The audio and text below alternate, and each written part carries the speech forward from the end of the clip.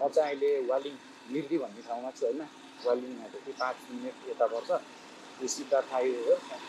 म हिजोदेखि नै जस यतैतिर थिएँ। अब म चाहिँ आज पोखरा जाने पोखरा होइन।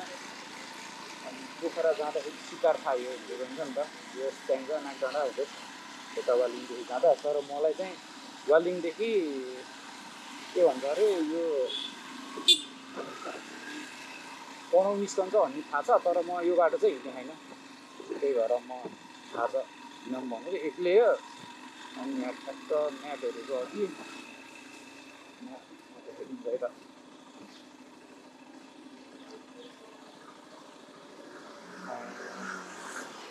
यो लोकेसन मिर्दी भयो होइन, वालिङको मिर्दी। अनि वालिङको मिर्दीदेखि यहाँ यो बाटो जगत भन्ज्याङ, मल्याङकोट, कता हरिनास हुँदै यता भिमात पनि गऱ्यो नि त। पनौभन्दा सर्च हानेको चाहिँ भिमात देखाएको थियो कि।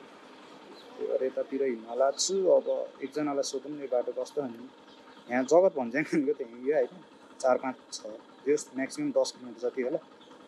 यसपछि चाहिँ फुल अफरोड हो भन्ने जस 40-45 किलोमिटरै अफरोड पर्ला जस्तो हो कि होइन। अनि यहाँ पुगिन्छ तनहु भिमात भन्ने ठाउँमा पुगिँदो रहेछ तनहुको सिधै होइन।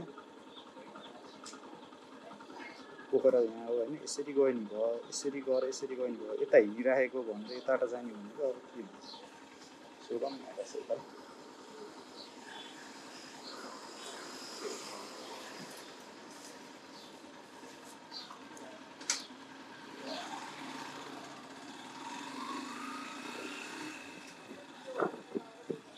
कहीँ भिमात पुगिन्छ होइन यो बाटो? कतिको गाह्रो छ नि बाटो? कतिको गाह्रो छ नि? त्यो हो। कति टाइम जस्तोमा पुगिन्छ? हजुर बाटो चाहिँ सर्टकट छ यताबाट। ल हस् हस् धन्यवाद। ए ल हस्। यहाँको दाइले चाहिँ जगत भन्ज्याङमा गएर सोध्नु भन्नुभयो होइन। अलि लास्ट अफरोड त लास्टै गाह्रो छ भन्यो भने चाहिँ फर्किन्छु म होइन, नत्र अझै सेटैबाट गइदिन्छु। नयाँ ठाउँ नयाँ बाटो के छ र।